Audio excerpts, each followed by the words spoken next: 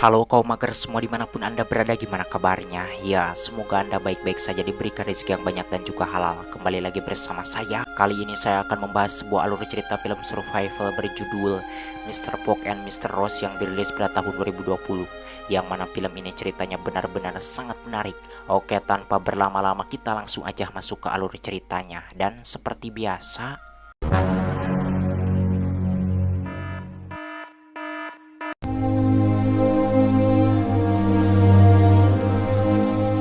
cerita bermula dengan memperlihatkan seorang pemburu berlian bernama Gao yang jatuh bersama mobilnya ke bawah jurang.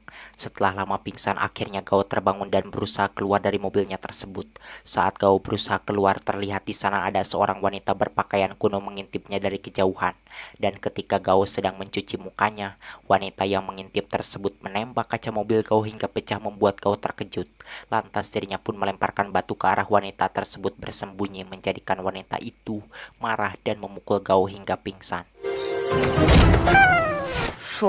Sebelum melanjutkan ceritanya, kita flashback dulu ke belakang agar kalian tahu kenapa Gao sampai jatuh ke jurang tersebut. 8 jam sebelum Gao jatuh ke jurang, dirinya sengaja meninggalkan kedua temannya yang bernama Xiana dan Kinsu, disebabkan ada beberapa orang penjahat yang hendak menangkapnya. Gao yang saat itu kabur ke jalur gunung menggunakan mobil dirinya kehilangan kendali hingga akhirnya Gao jatuh ke bawah jurang tersebut.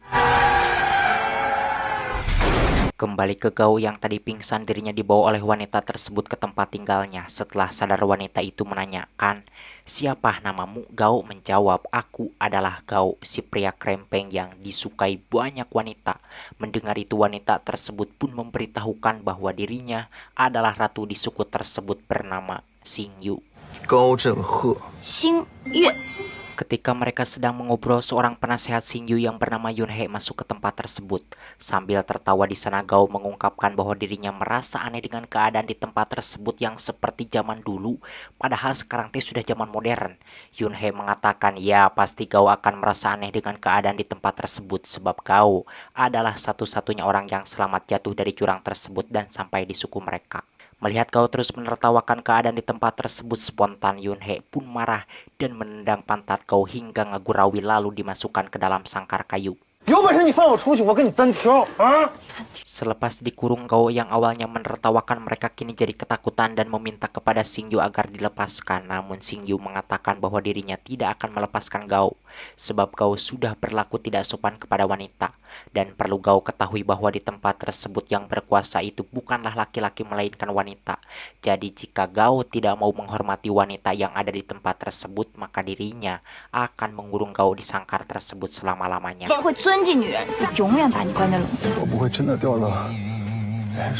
Keesokan harinya, Gao melihat laki-laki penduduk suku tersebut mencuci pakaian dan mengasuh anak, sementara para wanitanya berburu mencari makanan. Melihat itu, Gao tertawa merasa aneh dengan apa yang dilihatnya tersebut.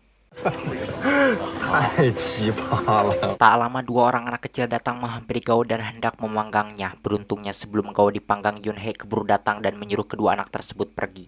Lalu di sana Yunhe menyampaikan jika Gao ingin tetap hidup, maka dirinya harus mendekati Ratu Xingyu, karena hanya Ratu Xingyu lah satu-satunya orang yang bisa melindungi Gao di tempat tersebut.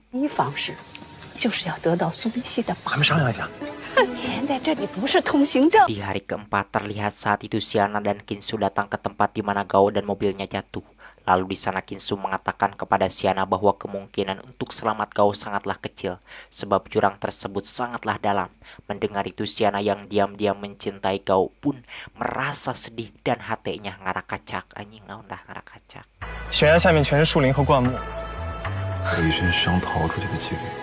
Kembali ke Gao yang masih dikurung. Setelah kehabisan akal untuk kabur, akhirnya Gao berpura-pura meminta maaf kepada Xingyu, dan Xingyu pun memaafkannya.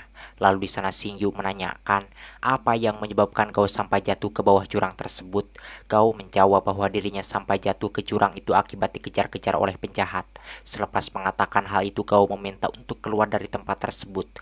Namun Xingyu tidak mengizinkannya karena ditakutkannya Gao orang jahat yang nantinya akan membawa bencana kepada suku mereka. Disebabkan Xingyu tidak mengizinkannya pergi dari tempat tersebut. Kemudian saat itu Gao mengajak Xingyu pergi ke mobil untuk mengambil barang-barang miliknya.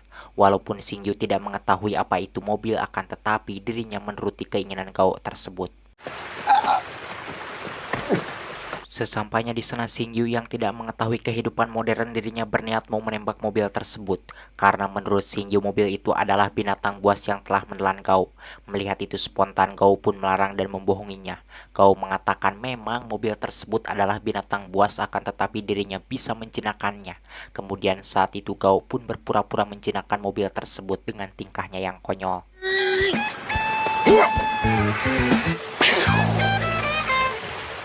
Kemudian di sana dengan polos Xingyu mengatakan jika Gao bisa menjinakkan mobil tersebut, maka dirinya juga pasti bisa menjinakkan Gao.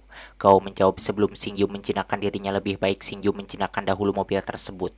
Ketika Xingyu sedang menjinakkan mobil tersebut meniru gerakan konyol yang dilakukan Gao, Gao yang licik diam-diam mengambil pemukul untuk membabuk Xingyu dari belakang. Saat Gao tega hendak memukulnya dari belakang, beruntungnya di sini Xingyu memergoki perbuatan Gao tersebut, membuat Gao malu dan berpura-pura memukul mobil tersebut dengan mengatakan bahwa mobil itu tadi berniat mau menyerang Xingyu dari belakang. Melihat itu Xingyu yang polos pun berniat mau membantunya, menjadikan dirinya tanpa sengaja terpukul oleh Gao hingga pingsan.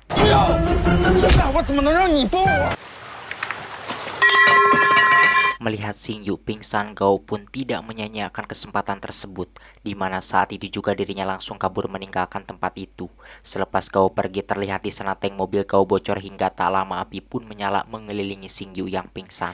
Diceritakan di tempat lain, salah seorang penduduk suku melaporkan kepada Yunhe bahwa dari arah tempat ratu mereka pergi ada kebakaran. Mengetahui itu, Yunhe beserta penduduk suku tersebut pun bergegas pergi ke tempat Gao meninggalkan ratu mereka. Sesampainya di sana mereka pun berusaha memadamkan api tersebut untuk menyelamatkan ratu mereka. Di waktu yang sama, Gao yang kala itu belum pergi jauh, dirinya mendengar suara teriakan sedih para penduduk, di mana hal tersebut menjadikan Gao merasa bersalah dan langsung kembali menghampiri mereka untuk menyelamatkan Xingyu. Setibanya di sana, Gao menyuruh mereka mundur karena tak lama lagi mobil tersebut akan meledak. Setelah mengguyur tubuhnya dengan air, kemudian Gao pun masuk ke lingkaran api tersebut dan membangunkan Xingyu yang masih pingsan. Sebelum mobil tersebut ngebelup, beruntungnya Gao sudah berhasil membawa Xingyu keluar, kemudian ngajul ke air yang tidak jauh dari tempat tersebut.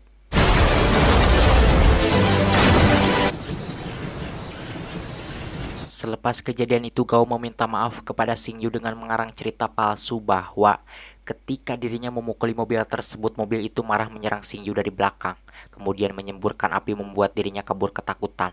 Namun ketika melihat yang lain tidak ada yang berani menyelamatkan Xingyu, akhirnya dirinya nekat masuk ke lingkaran api tersebut demi untuk menyelamatkan Xingyu.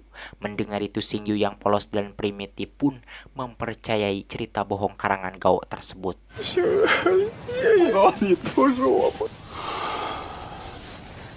Malamnya ketika Gao sedang siduru di dekat api, Yunhe menghampirinya. Yunhe mengatakan jika Gao ingin tetap hidup maka dirinya jangan pernah mencoba untuk kabur dari tempat tersebut karena ratu mereka sangat menyukai Gao. Mendengar itu spontan Gao pun menanyakan apa yang membuat Ratu Xingyu menyukai dirinya. Yunhe menjawab bahwa menurut Ratu Xingyu, Gao itu tampan seperti pangeran yang turun dari langit.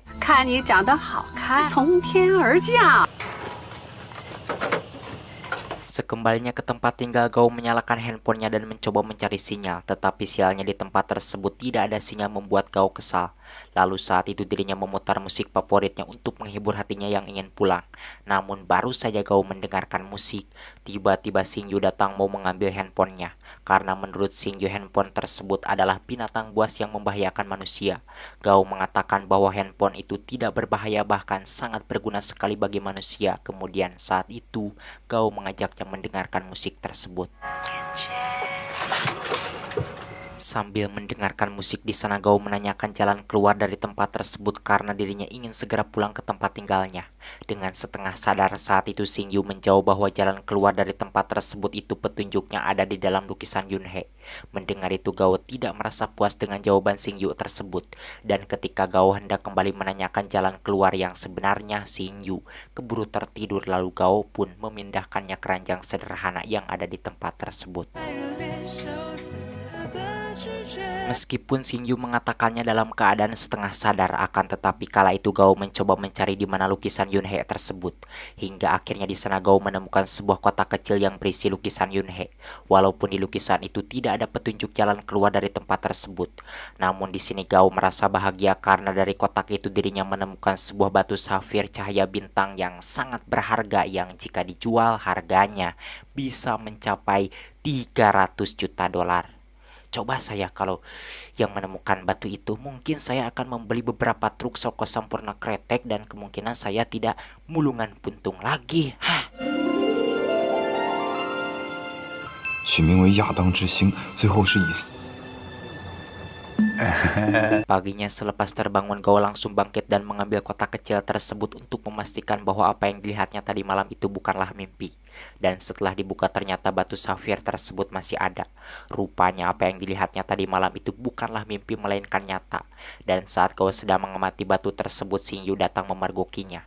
Karena malu di sana Gao pun berbohong dengan mengatakan ketika tadi dirinya sedang mencari makanan tanpa sengaja dirinya menemukan batu tersebut. 我刚才肚子饿坏了，要去找食。啊，对了，你不是说你肚子饿了吗？我给你拿点吃的。 Kemudian di sana Gao menanyakan dari mana Xingyu mendapatkan batu tersebut. Xingyu menjawab bahwa batu itu adalah peninggalan dari almarhum ibunya dan dirinya tidak mengetahui dari mana ibunya mendapatkan batu tersebut. Setelah berfoto, Gao mengajak Xingyu untuk berfoto di suatu tempat dengan tujuan dirinya mau mencari tempat yang diyakini ada batu safirnya seperti yang dimiliki Xingyu. 来来来，这边这边。啊。给你看啊。 给我嘟嘟嘟嘟。 Sekembalinya ke tempat tinggal, Gao memasak mie instan yang dibawa di tasnya, sementara Xingyu dirinya mengeluarkan semua barang-barang yang ada di dalam tasnya Gao, yang mana di sana Xingyu menemukan stoples obat. Dan ketika Xingyu hendak menelannya, Gao melarang. Gao mengatakan bahwa itu adalah obat tidur yang jika ditelan maka dirinya akan tidur dengan cepat. 不行不行，这个不能吃，安眠药。哎，这是什么呀？ 哇。 Sesudah minyak masak, Gao pun memberikan mie tersebut kepada Xingyu. Lalu di sana dirinya merayu agar Xingyu bersedia menukar batu safirnya dengan buku dongeng peninggalan ibunya. Mendengar itu spontan Xingyu pun menolak. Xingyu mengatakan jika Gao menginginkan batu tersebut maka Gao harus menikahi dirinya terlebih dahulu. 你知道吗？我妈妈其实也很爱我。它能吃吧？ 吃？ Seminggu kemudian Gao mempunyai rencana busuk, yakni mau berpura-pura menikahi Xingyu dengan tujuan ingin mendapatkan batu berharga tersebut. Dan setelah mendapatkan batu itu dirinya berniat kabur meninggalkan Xingyu. Namun beruntungnya rencana busuk Gao tersebut tidak berjalan dengan baik. Disebabkan Xingyu mengatakan walaupun nanti Gao sudah menjadi suaminya dirinya tidak akan memberikan batu tersebut karena batu itu adalah satu-satunya barang berharga peninggalan ibunya. Mendengar itu akhirnya Gao pun mengurungkan niatnya untuk menikahi Xingyu. Sebelum pergi Xingyu memberitahukan bahwa nanti malam dirinya akan mengajak Gao melihat bintang di lereng bukit tempat mereka berfoto. 我们去看星星吧。好啊。拍照的山坡啊。太漂亮了。 Malamnya saat melihat bintang, Xingyu mengajak Gao empludan. Melihat itu spontan Gao pun menolak. Xingyu memberitahukan bahwa yang dimaksud melihat bintang di sukunya itu adalah melakukan empludan. Karena saat itu Gao mencoba kabur, akhirnya Gao kembali dikurung di dalam sangkar kayu.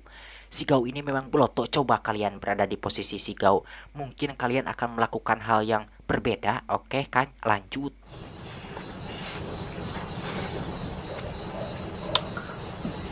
Lalu di sana Gao mengatakan kepada Xingyu dirinya tidak mengetahui bahwa yang dimaksud melihat bintang oleh Xingyu itu adalah empludan. Jika Xingyu ingin melakukan empludan sebagai pernyataan cinta, dirinya tidak menyukainya karena itu terlalu terburu-buru. Sebab biasanya di tempat Gao orang yang hendak menyatakan cinta itu pasti dia menyiapkan terlebih dahulu sesuatu yang romantis. 告白成功率就会高一些。 Siangnya terlihat di tempat lain Kinsu dan Xiana berusaha melakukan pencarian menggunakan drone. Namun sialnya ketika sudah berada di hutan tersebut drone-nya malah jatuh. Kinsu mengatakan bahwa di bawah sana pasti ada medan magnet khusus sehingga menyebabkan drone-nya jatuh. Sementara di tempat lain siang itu Gao dibawa oleh Xingyu ke dalam hutan. Sesampainya di suatu tempat Xingyu menumpahkan darah ayam ke tubuh Gao sebagai bentuk pernyataan cintanya. Melihat itu spontan Gao menolak cintanya Xingyu. Xingyu mengatakan bukankah Gao pernah bilang jika dirinya menyatakan cinta dengan baik Gao akan menerimanya. Gao menjawab dirinya tidak mau menikah dengan Xingyu karena jika mereka berdua sudah menikah juga Xingyu tidak akan memberikan batu safirnya. Walaupun Gao menolak, tetapi di sini Xingyu tidak kehabisan akal. Terlihat di sana dirinya menjebak Gao hingga akhirnya Gao terpaksa menerima cintanya. 那要不要和我看星星？ 看星星月亮我都 Saat perjalanan pulang di sana Gao menemukan serpihan drone-nya Kinsu, lalu dirinya pun mengambil serpihan drone tersebut, yang mana di serpihan drone itu ada tulisan yang pernah Gao ucapkan kepada Kinsu dan Xiana. Melihat itu di sini Gao menyadari bahwa kedua sahabatnya itu sekarang sedang berusaha mencari keberadaan dirinya. 不败热血。 哎，幼稚好不好？ Di hari ke-12 ketika sedang duduk Gao teringat bahwa dirinya memiliki kontrak dengan seorang perempuan bernama Lian, yang mana perjanjiannya bahwa setiap 15 hari sekali Gao harus melaporkan kepada Lian mengenai bisnis mereka. Ingat akan hal itu, di sini Gao menjadi ingin segera keluar dari tempat tersebut karena jika tidak pastinya Lian akan menuntut Kinsu dan Xiana. Lalu saat itu Gao mengatakan kepada Xingyu bahwa mulai besok dirinya bersedia menjadi suaminya dengan tujuan agar Xingyu tidak menyembunyikan rahasia apapun dari dirinya. 所有人都知道我成了你的男人。 Kembali ke Kinsu dan Xiana, malamnya mereka kedatangan Lian dan menanyakan Gao. Xiana menjawab bahwa Gao pergi ke atas gunung untuk ziarah ke makam ibunya. Lian mengatakan jika Gao tidak juga pulang dalam waktu 48 jam maka otomatis kontrak mereka akan berakhir. Selain itu dirinya juga akan menuntut mereka berdua karena sudah melanggar kontrak yang telah disepakati sebelumnya. 之后要是再见不着他人， Di waktu yang sama malam itu Gao mengatakan kepada Xingyu bahwa besok mereka akan menikah. Jadi sekarang Xingyu jangan merahasiakan apapun dari dirinya. Usai mengatakan hal tersebut Gao menanyakan apa yang ada di ujung hutan ini. Dengan polos Xingyu menjawab bahwa di ujung hutan ini ada goa. Mendengar itu Gao tersenyum merasa bahagia karena dirinya merasa yakin bahwa goa itu pasti jalan keluar dari tempat tersebut. Walaupun di hutan itu ada magnet khusus yang membuat kompas tidak berfungsi, tetapi Gao merasa percaya diri bahwa dirinya pasti akan bisa keluar dari tempat tersebut dengan selamat. 是不是就能走出迷雾森林了？ Karena sudah mengetahui jalan untuk kabur, kini Gao pun merencanakan agar dirinya terbebas dari pengawasan mereka. Terlihat di sana Gao mengajak Xingyu masuk ke tempat penyimpanan tuak dengan berpura-pura bahwa dirinya ingin mabuk. Lalu di sana Gao menanyakan apakah di suku Xingyu suka minum tuak saat menikah. Xingyu menjawab iya. Mengetahui itu tanpa basa-basi Gao pun langsung memasukkan obat tidur yang selalu dibawanya ke dalam tong wadah tuak tersebut dengan tujuan agar nanti pas acara pernikahannya tiba penduduk suku tersebut semuanya tertidur sehingga dirinya bisa kabur dari tempat tersebut. 我们那儿结婚的时候也喝酒，叫喜酒。你要警惕那些燃烧整片森林。 高振赫，是不是有猛兽？ Sebelum tidur Xingyu menepati janjinya yakni memberikan batu safirnya tersebut kepada Gao. Xingyu mengatakan bahwa besok Gao akan menjadi suaminya. Jadi sekarang apapun yang dimilikinya dirinya akan memberikan semuanya kepada Gao. 拿好了，不用害怕，我在外面。 Keesokan harinya semua penduduk suku tersebut sibuk mempersiapkan makanan dan sebagainya untuk acara pernikahan ratu mereka. Sedangkan Gao yang berada di dalam tempat tinggal hari itu dirinya memberikan buku dongengnya kepada Xingyu. Ketika dibuka di sana Xingyu menemukan kertas kecil. Gao mengatakan bahwa itu adalah kartu namanya. Lalu saat itu Gao pun mengajarkan Xingyu membaca dan menulis namanya. 星月，我喜欢。 Malamnya acara pernikahan pun tiba. Sesudah resmi menikah, lalu di sana salah seorang penduduk suku yang merupakan tangan kanan Xingyu mengatakan bahwa kini Gao sudah resmi menjadi suami ratu mereka. Jadi mulai malam itu dirinya dan semua penduduk suku tersebut akan melindungi Gao dari bahaya apapun. Usai wanita itu mengatakan hal tersebut, di sana Gao mengajak mereka bersulang minum tuak yang telah dicampuri obat tidur. Sementara Gao sendiri, dirinya hanya berpura-pura minum agar mereka tidak mencurigainya. Sebagai hadiah paling berharga malam itu penduduk suku tersebut menyanyikan lagu favorit Gao. Mendengar itu Gao menanyakan dari mana mereka bisa hafal lagu tersebut. Xingyu mengatakan bahwa dirinya lah yang telah mengajari mereka karena Xingyu tahu bahwa lagu tersebut adalah lagu favorit Gao yang suka didengarkan setiap harinya. Hadirmu kasih bagai dalam mimpi yang datang mengganggu tidurku. Sesudah Ketika acara pernikahannya selesai, terlihat di sana penduduk suku tersebut semuanya tertidur akibat meminum tuak yang telah dicampuri obat tidur oleh Gao. Sebelum pergi di sana, Gao meminta maaf kepada Xingyu. Sebab apapun itu sebenarnya Gao sendiri sangat mencintainya. Namun apalah daya, di luar sana dirinya memiliki banyak sekali pekerjaan yang harus diselesaikan.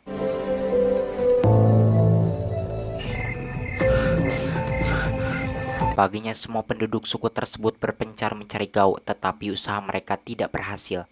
Terlihat di sana Xingyu marah karena Gao sudah tega membohonginya, sementara Gao orang yang sedang dicarinya, di mana saat itu dirinya sudah sampai di gua yang pernah dikatakan oleh Xingyu.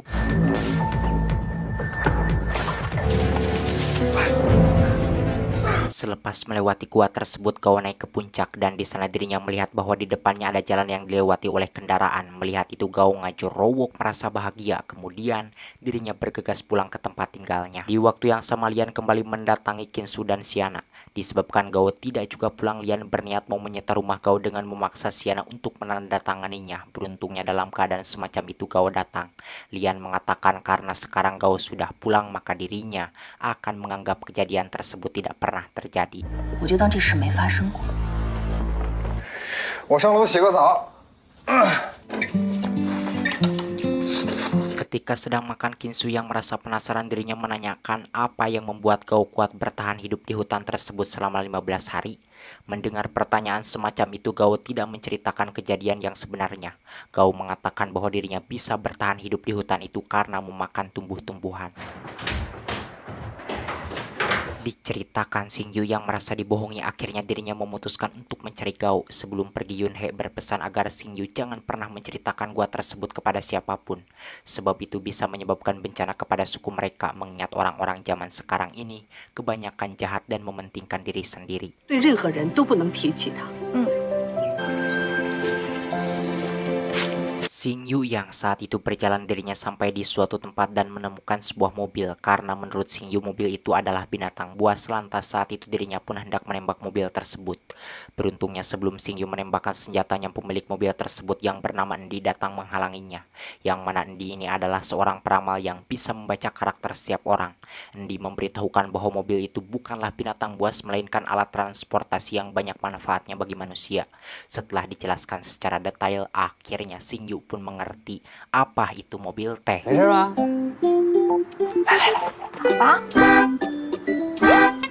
Disebabkan Xingyu memiliki paras yang cantik, di sini Endi pun tertarik mau menjadikan Xingyu sebagai rekan siarannya. Xingyu mengatakan bahwa dirinya bersedia bekerja dengan Endi. Namun Endi harus mengantarkan dahulu dirinya ke seorang pria yang bernama Gao. Setelah mencatat nomor handphone Gao dari kartu namanya, Endi pun menghubungi Gao. Tetapi belum juga lama Endi bicara, Gao keburu menutup teleponnya dikarenakan dirinya tidak mengenal Endi. 不用了，谢谢。 Endi memberitahukan bahwa Gao menutup teleponnya, tetapi Xingyu jangan merasa khawatir karena sebelum Gao menutup teleponnya dirinya mendengar bahwa sekarang Gao sedang berada di sanatorium. Lalu kala itu Endi pun membawa Xingyu ke tempat tersebut.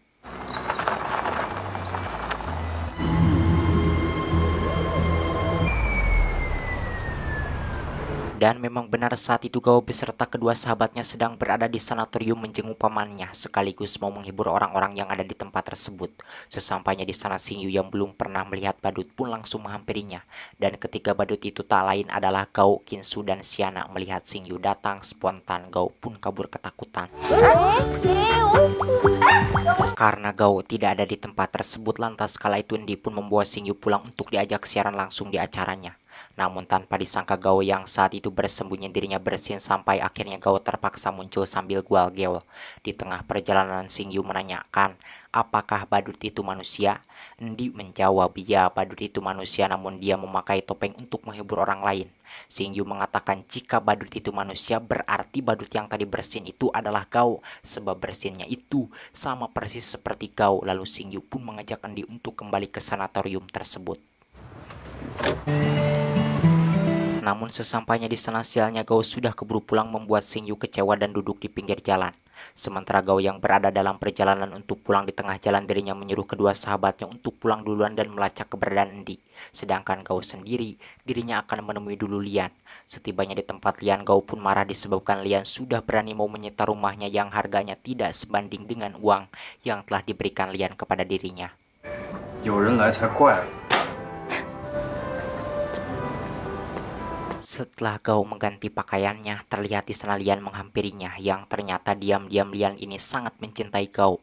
Namun di sini dengan tegasnya Gao menolak karena dirinya tidak mau berhubungan asmara dengan orang yang telah membayarnya.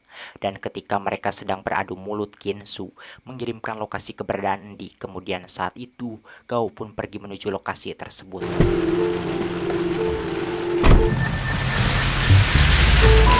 Setibanya di sana, Gao menemukan Xingyu sedang duduk di pinggir jalan dipayungi oleh Endi. Melihat itu, Gao cemburu dan langsung menghampirinya, kemudian membawanya pulang ke tempat tinggalnya. Sesampainya di sana, Xingyu mengatakan jika Gao tidak mau menikahinya, dirinya tidak akan memaksa.